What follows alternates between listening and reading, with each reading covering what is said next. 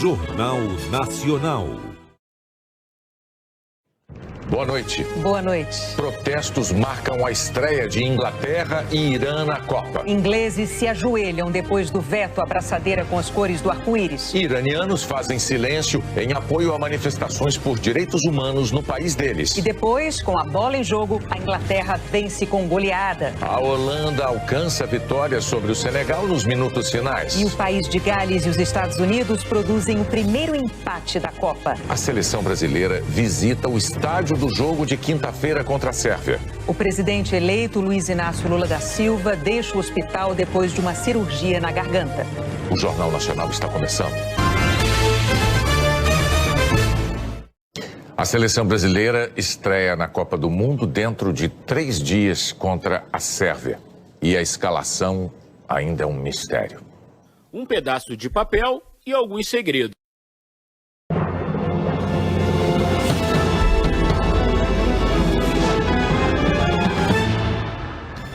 Enquanto a equipe do governo eleito se prepara para entregar ainda nesta semana um texto definitivo da PEC da transição, parlamentares apresentam propostas alternativas.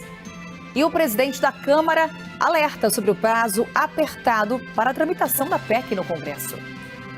O projeto não tem ainda o texto, não tem ainda as assinaturas.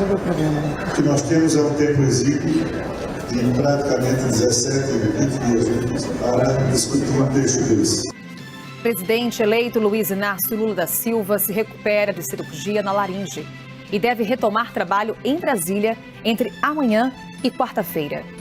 Procuradoria-Geral da República articula apoio do Ministério da Justiça para desarticular atos antidemocráticos em rodovias. E a Copa do Mundo, os gols do segundo dia de jogos no Catar.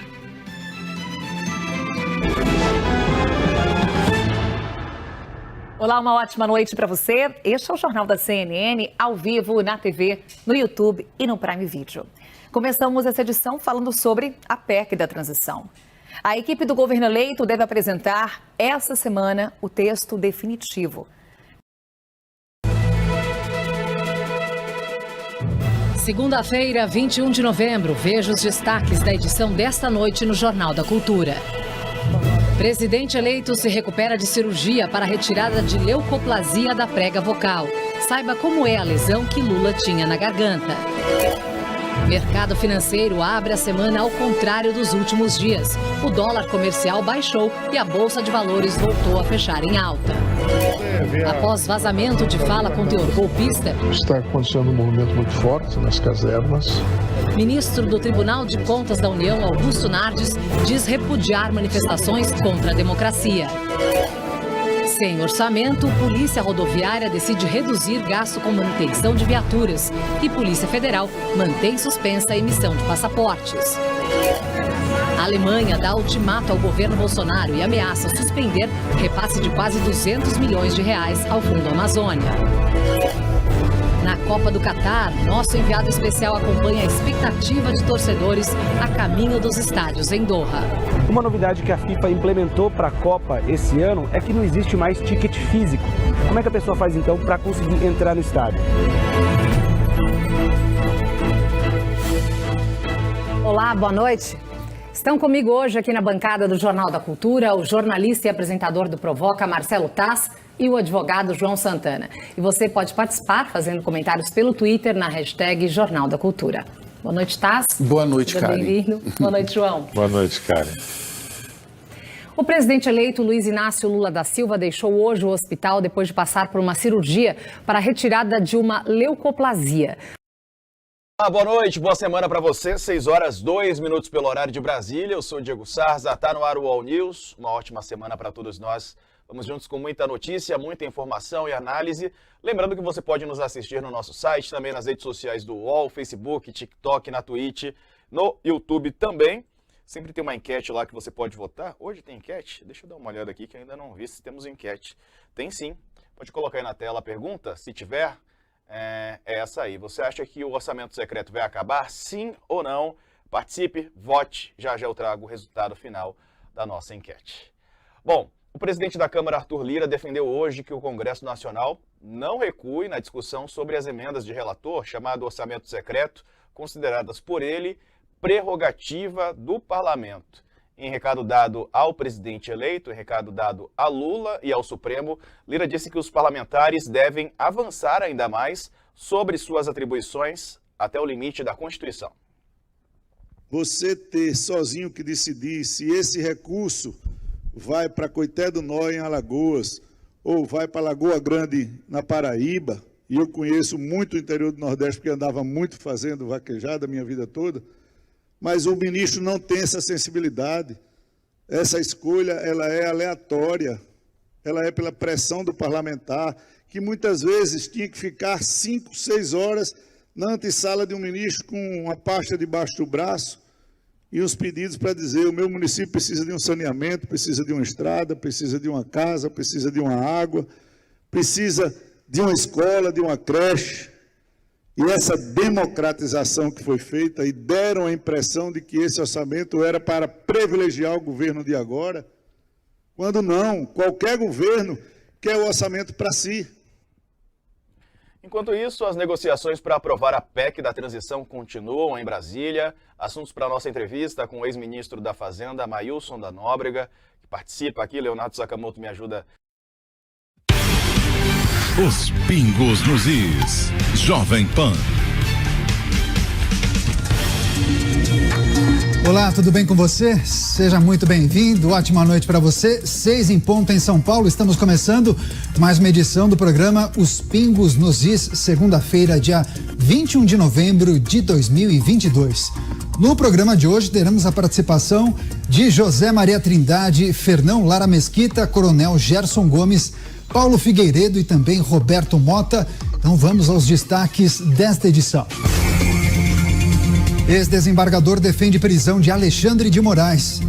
PT vai reconhecer o ditador Nicolás Maduro como presidente. E o PL, Partido Liberal, fala que 250 mil urnas não tem número e quer revisão do TSE. Tudo isso e muito mais a partir de agora em Os Pingos nos Is. Opinião. Hora de colocar os pingos nos is. Primeiro destaque, em discurso nesse domingo em Brasília, o ex-desembargador Sebastião Coelho defendeu ações contra o Supremo Tribunal Federal. Coelho, que já foi vice-presidente e corregedor do TRE do Distrito Federal, afirma que a maioria do judiciário brasileiro está insatisfeita com as decisões tomadas pela Suprema Corte. Acompanhe. Eu disse naquela oportunidade que a magistratura brasileira não está feliz. Mais de 80% dos juízes e juízas do Brasil, de primeira e segunda instâncias, não estão de acordo com o que está fazendo o Supremo Tribunal Federal. E ele ainda defendeu a prisão do ministro Alexandre de Moraes. Retirar aqueles que não estão honrando o compromisso que assumiram é dever de todos nós. A solução será prender Alexandre de Moraes. Por fim, Sebastião Coelho explicou os motivos e disse que o magistrado age contra a Constituição. O senhor ministro Alexandre de Moraes há muito não respeita a Constituição. Ele vem cometendo, e não vamos ofender o ministro, por favor, não vamos nos manter serenos. Há muito ele vem cometendo crimes. E a Constituição Federal diz que a prisão só pode ocorrer por ordem escrita de autoridade judiciária, ou seja, de um juiz, ou em flagrante delito. Pois bem, os crimes praticados por Alexandre de Moraes estão sendo cometidos com as suas decisões. No momento que as decisões dele estão em vigor, o crime está acontecendo. Portanto, ele está em estado de flagrante delito. E o ex-desembargador anunciou a antecipação de sua aposentadoria em agosto de 2022, após manifestar insatisfação com o STF durante uma sessão no Tribunal de Justiça. Na ocasião, Coelho criticou Moraes e considerou seu discurso de posse no Tribunal Superior Eleitoral uma declaração de guerra ao país. Para começar as análises, Seleções favoritas, Inglaterra e Holanda, vencem no segundo dia da Copa do Mundo. Segunda-feira de 3 jogos e muitos gols nesta 22ª edição da Copa do Mundo aqui no Catar. Aqui no estádio Alto Mama, a Holanda teve dificuldades, mas venceu o Senegal e segue como a principal favorita no Grupo B. No terceiro jogo do dia, seleção dos Estados Unidos empata com o país de Gales. A seleção brasileira vai ao estádio, onde fará a estreia nesta quinta-feira. O Fernando Fernandes acompanhou. Mais uma vez, o Tite fez valer a privacidade. Nessa segunda-feira, apenas uma parte do treino foi liberado.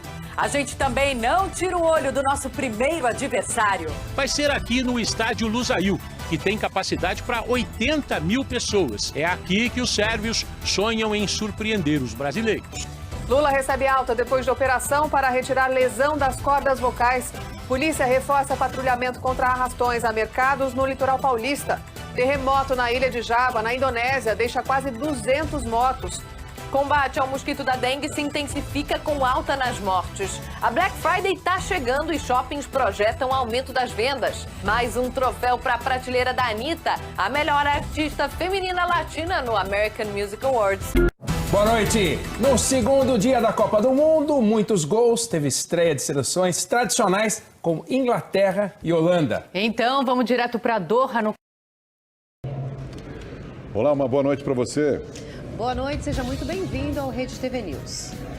Uma pessoa morreu e outras 6 ficaram feridas nos confrontos entre policiais e criminosos na comunidade do Jacarezinho, na zona norte do Rio de Janeiro. Desde sexta-feira, os moradores estão no meio de um fogo cruzado. Veja agora outros destaques da edição de hoje.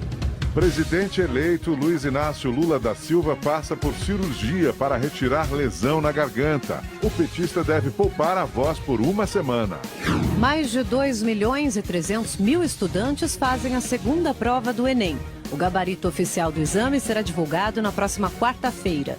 Tragédia na Indonésia. Terremoto de 5,6 graus de magnitude deixa ao menos 160 mortos. E tem Copa do Mundo. Depois de uma publicação de Neymar simulando a 6ª estrela no uniforme do Brasil, Richarlison rebate ataque de alemães ao companheiro. O Neymar postou aquilo porque é o sonho dele também e ele quer ganhar, a gente sabe a vontade dele de ganhar. Essas e outras notícias você vê aqui no Rede TV News. Um homem agrediu o porteiro do prédio onde mora na zona sul do Rio de Janeiro. Uma câmera de segurança instalada na portaria flagrou a agressão. Na gravação, o homem fala com o porteiro enquanto ele filma. Em seguida, ele dá tapas e socos no funcionário. O porteiro tenta se defender, mas o agressor continua. Ele dá um chute nas costas da vítima, que tenta escapar pela escada. O morador vai atrás e a discussão continua. A agressão também foi registrada pelo celular do porteiro. Você é maluco? Você acha que está falando com quem? Você acha que está falando com sua mãe? Está com minha mãe. O agressor é o Helder Luiz Fontes. Ele é inquilino do condomínio há 4 anos. Na delegacia, o porteiro Max dos Santos contou que no ano passado, o morador fez uma reclamação sobre ele à administração porque sua encomenda estava com a embalagem danificada. Os dois registraram queixas, um contra o outro, por agressão. A Polícia Civil investiga o caso. Uma gravação de áudio e imagens de vídeo estão sendo analisadas.